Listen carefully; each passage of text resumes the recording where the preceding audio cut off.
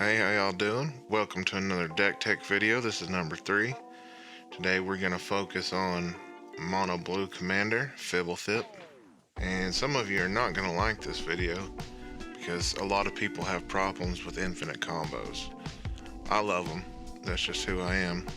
So if you don't like infinite combos, you can go ahead and check out of this one, but just keep it playing and then go do your laundry or something and then come back later.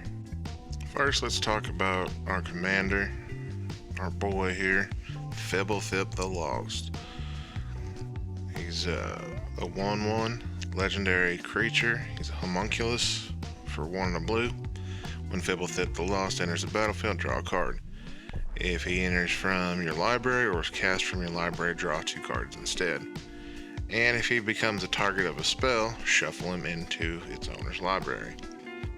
Most Fblthp decks run a polymorph strategy, and they'll run 1, maybe 2 other creatures in the deck. We're not quite going in all for that, but it is a very viable strategy here. Mostly what we want to do is assemble one of our combo pieces. And some of those pieces are creatures, so putting him out and being able to use something like Proteus Staff on him could hit one of our combo pieces. Now, instead of going over every single card like I kind of been doing in the past, I'm just gonna go over each of the combos. I think it'll flow a lot better this way. The first infinite combo we're going to be talking about is for infinite turns, and it's all based around Walk the Aeons. Now we've got 3 ways to actually do this combo. The first one only requires 3 cards. That's Mystic Sanctuary, Trade Routes, and Walk the Aeons. Okay, so Walk the Aeons is 4 blue for sorcery. Target player takes an extra turn after this one. Now we can buy this back by sacrificing 3 islands, but that's too hefty of a cost for what we're doing. We're not going to be able to reliably do that. And we got Trade Routes, 1 and a blue enchantment, pay 1, return target land you control to its owner's hand, 1 and discard a land card to draw a card. Then Mystic Sanctuary says it enters the battlefield tapped unless you control 3 or more islands. But when it comes in untapped, you may put target instant or sorcery card from your graveyard on top of your library. So we'll need Trade Routes in play.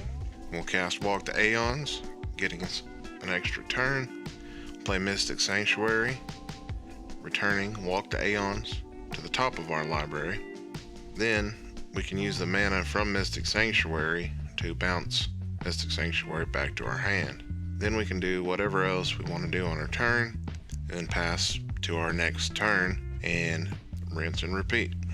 Okay, the next combo, run Walk the Aeons, involves one of our 4 recursion creatures.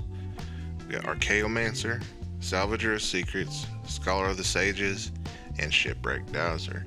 No doubt you've seen at least one of these in your Magic career before, so you probably know what they do. Basically, we play them, they get us an instant or sorcery back to our hand. Okay, we'll be using one of those 4 guys in conjunction with Walk the Aeons. There's 2 ways we're going to be recurring these fellas, either with a Crystal Shard or a Conjurer's Closet. Crystal Shard is a 3-mana artifact, pay 3 and tap it, or pay 1 blue and tap it, return target creature to its owner's hand unless its controller pays 1. Now this obviously is just a good card because it can be used against your opponent's stuff as well, but we're mostly going to pay 1 blue to be able to bounce our Archaeomancer back to our hand. And then, if for some reason you're not familiar with Conjurer's Closet either, 5 mana artifact. At the beginning of your end step, you may exile target creature you control, then return that card to the battlefield under your control. Bouncing it back, bouncing Walk the Aeons back, you get it. So the next infinite combo category is infinite mana. And the first one I'm talking about, just get it out of the way, is the most popular, I would assume, way to get infinite mana. It's the Dramatic Scepter. So, if you're not familiar, Isochron Scepter. 2, whenever you play Isochron Scepter, Icecrown Scepter is a 2-mana artifact. Whenever it enters the battlefield, you exile an instant with converted mana cost 2 or less from your hand. You pay 2 and tap it, and you may copy the exiled card. If you do, you may cast the copy without paying its mana cost. So when Icecrown enters, we imprint Dramatic Reversal. 1 in a blue, untap all non-land permanents you control. There's many ways you can go infinite with this, but for mana, which is specifically what I'm talking about right now, we need Icecrown Scepter imprinted with Dramatic Reversal. Then we need 3 non-land mana producing sources. So a Soul Ring and an Arcane Signet. That's optimal because it gets us a blue mana as well. Basalt Monolith, Coveted Jewel, Mana Geode. That's ways that we're going to abuse this. Another way we're going to get infinite mana is through the combo of Deadeye Navigator and Peregrine Drake. Deadeye Navigator is 4 blue for a 5/5 spirit. It's got Soul Bond. As long as Deadeye Navigator is paired with another creature, each of those creatures has 1 in a blue. Exile this creature, then return it to the battlefield under your control. And that's immediate, not at the end of your end step. So we're going to want to pair it with Peregrine Drake. Peregrine Drake is 4 in a blue for a 2/3 flying Drake. When Peregrine Drake enters the battlefield, untap up to 5 lands. So we're going to pay 2 mana to bounce the Drake, which comes back in, untaps 5 lands, so you're up at least 3 mana right there, and then you just keep doing it. And there's another way we can use the Peregrine Drake. We can use something like Archaeomancer, which we've already went over, and Ghostly Flicker. 2 in a blue, exile 2 target artifacts, creatures, and or lands you control, then return those cards to the battlefield under your control. So we're going to flicker Archaeomancer and Peregrine Drake. The Archaeomancer will get Ghostly Flicker back into our hand. The Peregrine Drake will untap a bunch of lands. So we're going to be netting at least 2 mana each time. And speaking of Ghostly Flicker, we're also going to use it in conjunction with Narumeha, Master Wizard. 2 blue for a 3/3 human wizard with flash. When Narumeha, Master Wizard, enters the battlefield, copy target instant or sorcery spell you control. You may choose new targets for the copy. So we're going to cast Ghostly Flicker, and we're going to target 2 lands. And then, while that's on the stack, we're going to cast Narumeha. That will create a copy Ghostly Flicker, and with that copy, we want to target Narumeha and a land. So both the land and Narumeha will return to the battlefield. So she comes in and once again copies that original Ghostly Flicker, and you just keep this going until you want it to stop. Then you just have that last Ghostly Flicker just target 2 lands you control. You can also use Illusionist Stratagem here. It's 3 in a blue for an instant. Exile up to 2 target creatures you control, then return those cards to the battlefield under their owner's control and draw a card. Now this is only really going to make you infinite mana if you've got a mana dork of some sort or Peregrine Drake. Another way we can make infinite mana is with Illusionist Bracers. It's 2 mana artifact equipment. Whenever an ability of equipped creature is activated, if it isn't a mana ability, copy that ability. You may choose new targets for the copy. It's got an equip cost of 3. So we're going to put that on 1 of 4 creatures. 3 of them need no help, so I'll go over those first. You got Fate Stitcher, 3 in a blue. You may tap or untap another target permanent. Vizier of Tumbling Sands, 2 in a blue. Untap another target permanent. And Tidewater Minion, 3 blue with Defender. And you can tap to untap target permanent. We don't care about the other stuff. The 4th one requires a Soul Ring as well. And that is a Fblthp Alchemist, 1 in a blue to untap target artifact or creature. So how this is going to work is we are going to tap our creature to untap another target permanent, which is going to be a land, or you can use a mana rock, but normally it's just going to be a land. Then Illusionist Bracers allows us to copy that ability, so we're going to untap another target permanent. The target of that permanent is itself the Fate Stitcher or the Vizier. Now with a Fblthp Alchemist, we have to have a mana rock or a mana dork because they cannot target lands. Next up is Archaeomancer, Snap, and High Tide. So this one's a little bit more complex. We play High Tide, then we cast our Chaomancer, and we get High Tide back. Cast High Tide again, now we cast Snap, targeting our Chaomancer. That allows us to untap 2 lands, which will float 4 mana. We can now tap 2 more islands to produce 6 blue, cast our Chaomancer, which will return Snap back to our hand. We also should have a couple of mana in our pool. Now we just go back and cast Snap on the Archaeomancer again, and we untap 2 more islands, which is going to net us enough mana to pay for Archaeomancer every single time. Very similarly, we can use Scholar of the Ages in coordination with High Tide and Ghostly Flicker to do essentially the same thing. Each time you're flickering Scholar of the Ages, you're going to get Flicker and High Tide back. And we can also use one of our untappers from earlier, the Fate Stitcher or whatever, in conjunction with Freed from the Reel and one of our big lands like Coral Atoll or Lotus Field. Freed from the Reel is an enchantment aura for 2 and a blue, and you can pay blue to tap or untap enchanted creature. Now what we're going to do is we're going to tap Lotus Field 3 mana, tap Fate Stitcher to untap Lotus Field, tap it for another 3 mana, use one of those 3 mana and untap Fate Stitcher. And then we're going to tap Fate Stitcher again to untap Lotus Field, and we're going to keep doing that until we feel like we have enough mana. Now we're going to look at ways to infinitely mill either ourselves or someone else. And we're going to do that by using Mesmeric Orb and Tidewater Minion, Vizier of Tumbling Sands, which we've already been over those 2, or Basalt Monolith. Mesmeric Orb is a 2 mana artifact. When a permanent becomes untapped, that permanent's controller mills a card.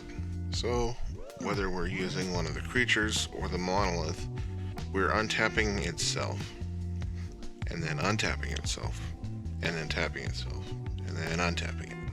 And we're going to mill ourselves out that way.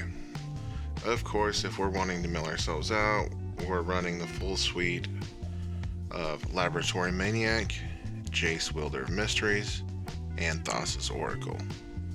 Next is combo that can be used on yourself if you have any of those, Thassa or Labman or Jace. But if you don't, just throw it at an opponent.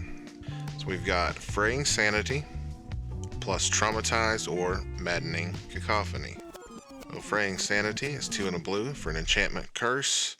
Enchant player at the beginning of each end step, enchanted player puts the top X cards of his or her library into his or her graveyard, where X is the number of cards put into that graveyard from anywhere this turn.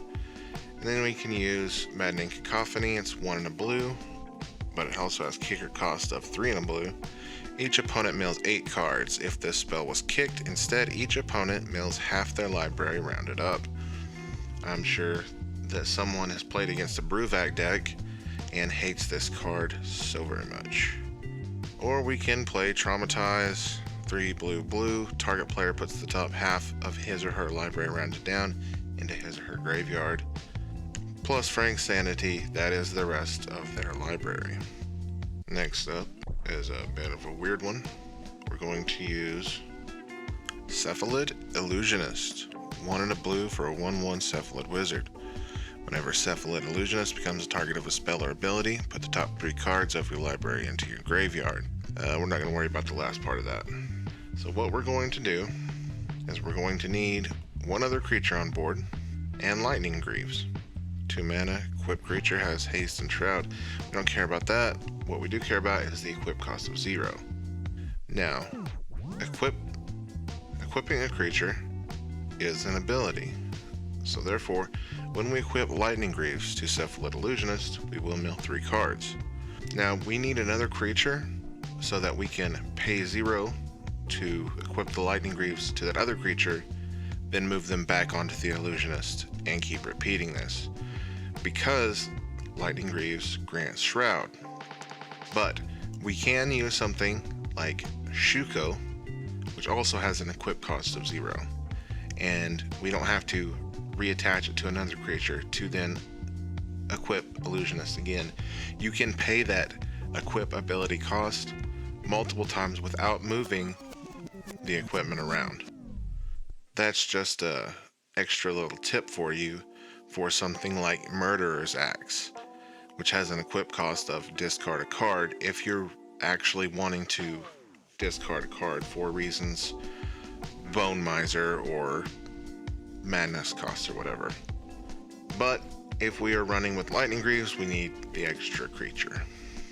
Now we're going to use another Dramatic Scepter combo. So we'll need that and the Soul Ring just to stay mana neutral. And then either a Mesmeric Orb or Codex Shredder. So just like earlier with the Basalt Monolith or Fatal Alchemist or Tidewater Minion Mesmeric Orb combo, we're going to be tapping and untapping the Scepter and the Soul Ring infinitely. And Codex Shredder is a 1-mana artifact. Tap it, target player mills a card. So we just keep untapping it with the Scepter and tapping to mill a card. So the last way we're going to do some milling is with a Tidespout Tyrant, which is 5 blue, blue, blue for a 5/5 flying Djinn. Whenever you play a spell, return target permanent to its owner's hand. We're also going to need a Soul Ring, and then either a Shriekhorn or a Codex Shredder. Shriekhorn is a 1-mana artifact, enters the battlefield with 3 charge counters on it. Tap and remove one of those counters, target player mills 2. Okay, so the way that this will work will be that we play a Soul Ring, bounce something back to an opponent's hand, doesn't matter, and then we will tap our Soul Ring for 2 colorless. We'll use one of those to play Shriekhorn, and that will bounce Soul Ring back to our hand. We will tap the Shriekhorn to mill someone for 2, probably ourselves. Then we will play our Soul Ring again, bouncing the Shriekhorn. We will then tap the Soul Ring, play Shriekhorn. You get the gist. Let's talk about some of the other Storm combos we got here. So I've already went over a lot of them, and a lot of them without a final piece can produce infinite Storm triggers or infinite enter the battlefield triggers. So if you wanted to take this whole shell that I'm giving you and replace a couple of pieces with, something that cares about storm count or cares about things entering the battlefield, a lot of these will do that. Like for storm count, the Dramatic Scepter combo with just a Soul Ring, just enough to cast Dramatic Reversal and untap the Soul Ring and cast it again, will give you infinite storm count for something like Brain Freeze. It's 1 and a blue. Target player puts the top 3 cards of his or her library into his or her graveyard, and it has Storm. So we can cast Dramatic Reversal with the Isochron Scepter and the Soul Ring as many times as we want, and cast Brain Freeze. Another neat little combo I like is with Narumeha, Ghostly Flicker, and Fairy Seer. Fairy Seer is a 1/1 Fairy Wizard with flying for 1 blue. When Fairy Seer enters the battlefield, scry 2. So you can use Flicker to flicker both Fairy Seer and Narumeha. When Naru comes back in, you copy the Ghostly Flicker, and you can get infinite scries off of this, which is essentially just tutor the 2 cards that you need to the very top of your library. And since this is a Fblthp deck, we need to do some polymorphing. For this, we're going to need Dramatic Reversal, Isochron Scepter, non-land mana producers that can make us 4 and a blue on every turn. So that looks something like it could be a Gilded Lotus and a Soul Ring. That would be perfect. We also need our Proteus Staff and Docent of Perfection. I'm running Docent of Perfection just for the Wizard's theme. You can run Murmuring Mystic or Talrand, whatever you want. So Docent of Perfection is 3 blue blue for a 5/4 Insect Horror, flying. Whenever you cast an instant or sorcery spell, put a 1/1 blue human wizard creature token onto the battlefield. Then if you control 3 or more wizards, transform Docent. Don't really care about the backside. That's not what we're in this for, but it can win you the game. So the point is you want to make a token, use Proteus Staff on it, get a creature out from your library. Every time you're using Dramatic Reversal to make your infinite mana, you're casting a spell. Isochron Scepter specifically says, if you do, you may cast the copy without paying its mana cost. So this counts for things like Docent. So every time we are tapping and untapping the Dramatic Scepter, we're making a token. And we're just going to polymorph all of them into all the creatures in our deck. Now I'm also running Leveler in my deck. And for some of you that are not familiar with this, Leveler is a 5 mana artifact creature, Juggernaut. It's a 10/10, and when Leveler enters the battlefield, exile all cards from your library. Now this is amazing to hit if we have Thassa's Oracle in hand, or Laboratory Maniac on the battlefield, or the Jace. But if it's not, and it's not in our hand or in our graveyard, if it's in our library somewhere we do not want to polymorph something. And this might be my favorite combo in the deck. We're going to need Walking Atlas, which is a 1/1 construct for 2. You tap it, you may put a land card from your hand onto the battlefield. Simple, unassuming. We're also going to use Retreat to Coral Helm, 2 and a blue for an enchantment with landfall. Whenever a land enters the battlefield under your control, choose one. You may tap or untap target creature or scry one. We're going to be using the tap or untap target creature. You can probably already see where this is going. We're going to need trade routes. I've already went over that one. And the land that we're going to need is Sun-Scorched Desert. When Sun-Scorched Desert enters the battlefield, it deals 1 damage to target player. Tap Add Colorless to your mana pool. So as long as Walking Atlas is not summoning sick, we're going to play Sun-Scorched Desert, dealing 1 damage.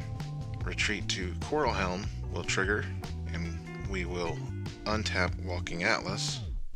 We will tap the desert for 1 mana, using trade routes to bounce it back to our hand, and we will use Walking Atlas to play the desert again, dealing another damage, which will then untap Walking Atlas through Retreat to Coral Helm. Rinse and repeat. And lastly, I want to quickly go over some infinite draw engines. So with Dramatic Scepter and 2 mana from non-land sources like your Soul Ring, plus Azami, Lady of Scrolls, we can tap Azami to draw a card, cast Dramatic Reversal, Azami 1 tap, blah blah blah. Any of the Infinite Storm combos that I mentioned earlier, just casting Dramatic Scepter with Soul Ring will work if you have Archmage Emeritus in play. Archmage is 2 blue for 2/2 human wizard. New card here from Strixhaven. I love him. He has Magecraft. Whenever you cast or copy an instant or sorcery spell, draw a card. That's not a May ability, by the way, so don't get caught up in doing infinite things if you're not prepared to draw your entire library. Obviously, Arcanus the Omnipotent works here as well. 3 blue for a 3/4 wizard. Tap him to draw 3 cards. That's all we care about. Arcanus and Azami will both also go infinite with Illusionist Bracers equipped to Epheto Alchemist. And we can also use Archaeomancer or any of the other spell recursion creatures in conjunction with Arcane Melee or Brawl Chief of Compliance. You see the text here that we care about is instant and sorcery spells we cast cost 1 less. In Arcane Melee's case, it's 2 less, but that is global, so watch out for that. That means that Ghostly Flicker costs us 1 mana to cast. So we flicker the Archaeomancer and the Coveted Jewel, drawing 3 cards and netting 2 mana every time. And the last little combo here is not really an infinite combo, but if you have Goblin Charbelcher, it's a 4 mana artifact. You pay 3, tap it, reveal cards from the top of your library until you reveal a land card. Goblin Charbelcher deals damage equal to the number of non-land cards revealed this way to target creature or target player. If the revealed land card was a mountain, Goblin Charbelcher deals double that damage instead. Put the revealed cards on the bottom of the library in any order. If you're able to pull off a dramatic scepter combo with this where you can make enough mana to keep using it, that's great. Or you can just use something stupid like Mana Severance. 1 and a blue for a sorcery. Search your library for any number of land cards and remove them from the game. Shuffle your library afterwards. Now, basically you want to do this turn 8 or something, where you've already got 8 or 9 lands. You're probably not going to need any more. The amount of ways that we have of generating infinite mana. So once you've got that unlocked, get rid of every single land that's still left in your library. This is a pretty good play even if you don't have Charbelcher. You're not going to need more than 8 mana probably, something like that. So just get rid of them, and now every draw is gas. Well, that wraps it up for this video. Thank you guys for watching. I'm going to leave a link in the description below for the full deck list. I think this is a good shell for just a typical blue Johnny deck without counterspells, which is how I like my blue decks. So you could probably take out 25% of what I got, just leave in some of the combo pieces that you like, and add some more of your favorite blue cards to do cooler stuff that you like to do. And it can turn out pretty awesome, and I'd love to see what you build with that. So please do the normal stuff, like and subscribe, and send me money, checks and stuff. I'd also like you to comment down below. I'd like to know what your thoughts are on the length of these videos. They are running long, and I just don't know the skill level of my audience. Intermediate and advanced players are just going to be able to look at the deck list and suss out 90% of what I'm doing. But hopefully beginners and people who are new to EDH will just not have seen a lot of these cards before if they're coming from standard or something, or just new to the game completely. Maybe they don't know about any of these combos, and that's kind of why I'm over explaining things, but this one's approaching 30 minutes and I don't really want to do that all the time. But let me know your thoughts. Also, super serious question. If Magic the Gathering was a movie, who would voice Fblthp? I need to know this. Okay, I love you, bye.